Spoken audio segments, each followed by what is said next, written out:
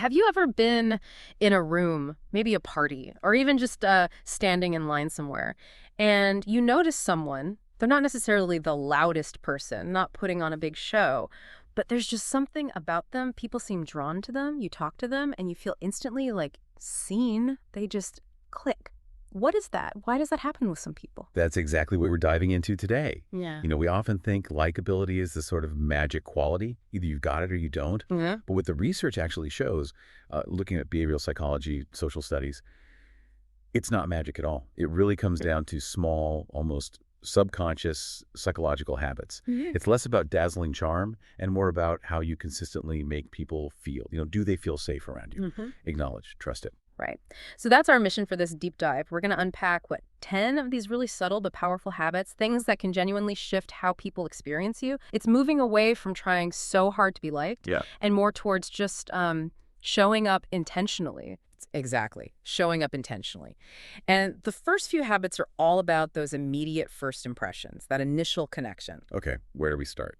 Well, it starts with making the other person feel immediately recognized, like they actually exist in that moment for you. Mm. And the absolute simplest, most direct way is habit number 1. Use their name. Use their name. Okay, yeah, that sounds almost too simple, like sales 101 kind of advice. What's the deeper thing happening there? Oh, it's incredibly deep, actually. Hearing your own name, studies show it lights up specific parts of the brain. Not just language areas, but the reward centers, too. There's like a little neurological flare going off that says, hey, you. Yeah. Irrelevant here. You matter. It personalizes the interaction instantly. Ah, I see. So it's like a direct spotlight. Makes sense. But you mentioned a caution earlier. You can't just pepper it into every sentence, right? That would sound weird. Definitely weird. Yeah, overuse makes it sound insincere, like you're just using a technique on them. The key is natural integration. Maybe when you first greet them, or when you're referring back to something specific they said, like, that's a really interesting point, Sarah. It links their identity to their contribution. That's where the connection happens. Okay, got it. Connection, not just technique. Yeah. So building on that idea, recognition, what's next? Something maybe less verbal. Exactly. Habit 2 operates almost entirely below conscious awareness. It's about subtly mirroring their body language, sometimes called the chameleon effect. The chameleon effect, right. So Right. people like people who are like them. Is Right. that the idea? Basically, yes. Yeah. At a subconscious level, we're drawn to what feels familiar. It signals safety, kinship. So if you subtly, and I stress subtly, align your posture, maybe your pace of speaking, or even just your general energy level with theirs, their brain registers that as, oh, this person gets me, we're in sync, even if they have no idea why they feel that way. Okay, but the subtlety is key, isn't it? Because I'm picturing someone just copying every little move I make, and that would be unsettling. Oh, completely unsettling. Yeah. If it's obvious or feels like mimicry, it backfires spectacularly, makes you seem fake or even mocking. It's more about finding a gentle resonance. If they leaned forward slightly, maybe you shift your weight forward too. If their tone is calm, you match that calmness. It's like tuning your radio frequency to theirs, just signaling, I'm with you. I'm with you. I like that. So, okay, we've used our name. We've maybe subtly synced up physically. What's habit 3? Habit 3 tackles a really common mistake we all make. We listen, but often we're just listening for our turn to talk, right? Guilty as charged sometimes. Yeah. So habit 3 is ask thoughtful follow-up questions. And this taps into something fascinating. Research, I think it was Harvard, found that talking about ourselves literally triggers pleasure centers in the brain, like eating good food or getting money. Wow, really? So our brains reward us for talking about us. Pretty much. So if you're the person who asks a question that lets someone else talk more about their experience, their thoughts, their feelings, you become associated with that pleasant neurological buzz. Ah, okay. So asking questions makes them feel good, and they associate that good feeling with me. Precisely. But again, the key is thoughtful follow-up, not just, oh, where did that happen? Go deeper.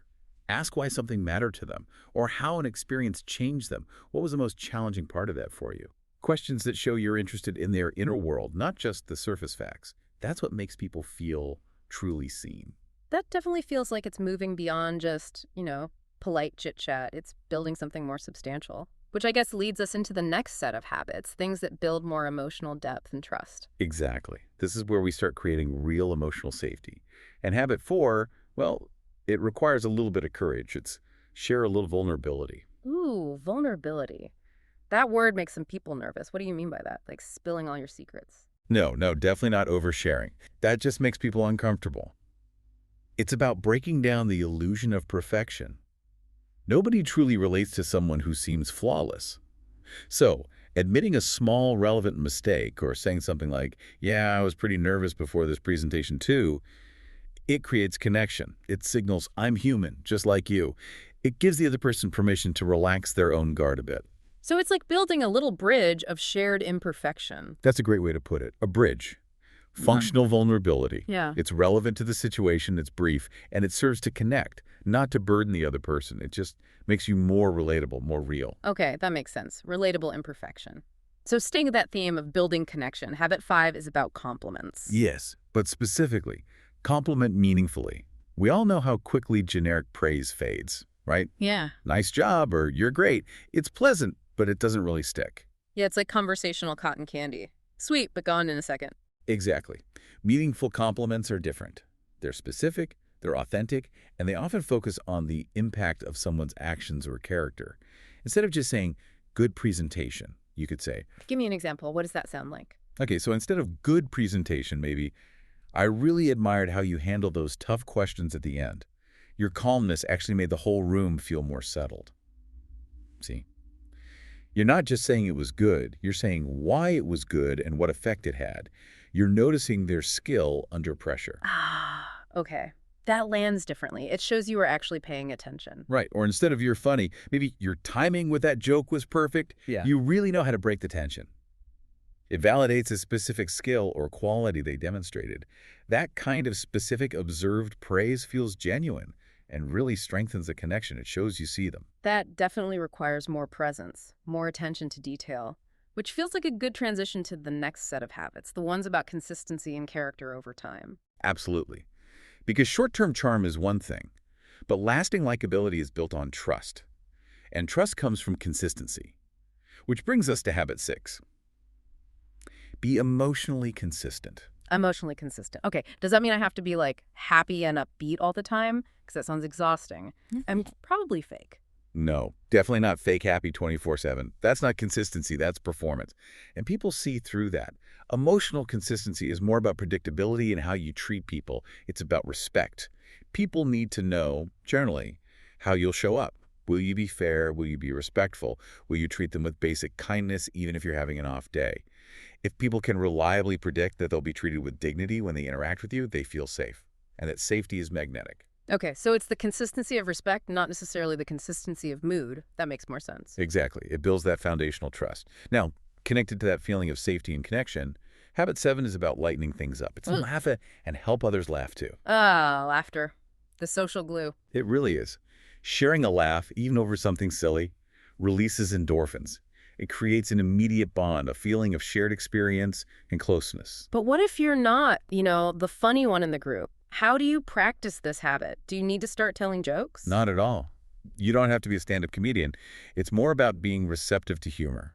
Being willing to laugh at yourself is huge self-deprecating humor when done right, is incredibly bonding. And genuinely appreciating and laughing at other people's humor. Showing that you're open, maybe a bit playful. It creates an atmosphere where lightness can happen. People feel comfortable being lighthearted around you, and they associate you with that good feeling. Being receptive, not just performing. Okay, so that ties back to consistency too, right? Showing up consistently, even in small ways. Perfectly. That's habit 8. Show up even in quiet ways. This is about something called relational maintenance. Relational maintenance. Sounds a bit like car repair. Huh. A little, maybe. But it's about the small, ongoing actions that keep a relationship healthy and strong, often when nothing specific is needed. It's things like, actually replying to that message promptly, remembering they mentioned a tough meeting and asking how it went later, recalling some small detail they shared weeks ago about their kids or a hobby. So it's signaling that the connection exists outside of just when you need something from them, that you're tracking them as a person. Exactly. It communicates that you value the relationship itself, not just its utility. These aren't grand gestures. They're small, consistent signals of care and attention. That's often what separates a real connection from just, a friendly acquaintance or a purely transactional relationship. It builds deep trust over time. And speaking of trust and genuine character, that leads directly into habit 9, doesn't it? The ultimate test. It really is. Habit 9. Be kind when no one's looking. Or, more accurately, Be kind when you don't have to be. The waiter test idea. How you treat people who seemingly can't do anything for you. Precisely. People are constantly, often subconsciously, observing how you interact with others, especially those in service roles, or strangers, or people you have perceived power over. How do you talk to the barista? How do you react to someone who cuts you off in traffic? How do you speak about people who aren't there? Because that reveals your default setting, doesn't it? Who you are when the performance aspect is removed. Exactly. It's seen as a window into your true character. If you treat everyone with baseline dignity and respect, regardless of their status or usefulness to you, that signals deep-seated integrity. People notice that. They register it. And that it profoundly shapes whether they feel they can truly trust you and therefore truly like you. Wow. Okay, so we've gone through 9 pretty specific habits, from using names to kindness when no one's watching. If you pull all of that together, Yeah. what's the final overarching habit, the 10th one? The 10th habit is really the destination, the sum total of all the others. It's simple, but profound. Leave them feeling better. Leave them feeling better. Explain that. Better how? Better than when they first started interacting with you. It's about the energy you leave behind. Did the conversation leave them feeling lighter, calmer, more understood, more energized, more seen? It's not about impressing them with your wit or your accomplishments. It's about the emotional aftertaste of being in your presence. So it comes down to the feeling you impart. Absolutely. Think about it. I mean, people might forget the exact words you said weeks later. They might forget the specific details, but they won't forget how you made them feel consistently. If interacting with you generally leaves people feeling slightly uplifted, validated, or just, good. They will subconsciously seek out that feeling again. They'll want to be around you. That positive, energetic imprint is lasting likability. That's powerful. So wrapping this all up, what's the core message we want people to take away from this deep dive? I think the main thing is that genuine likability isn't about some grand personality overhaul. You don't need to become someone you're not. It's about small, intentional shifts in how you show up. Listening a bit more deeply, sharing a laugh, being reliable in your respect, noticing the details. Yeah, it's about weaving these subtle threads into your everyday interactions. They seem small individually, but together they create this tapestry of connection and trust. Exactly. These aren't tricks. Yeah. They're ways of allowing your genuine interest and respect for others to come through more clearly. They quietly reshape how people experience you, letting your true character shine. So maybe a final thought for everyone listening to mull over. As you go about your week, think about these habits. How many are you maybe already doing without realizing it? And which single habit, if you practiced it with real intention just this week, which one do you think could most transform the connections in your life? Something to explore.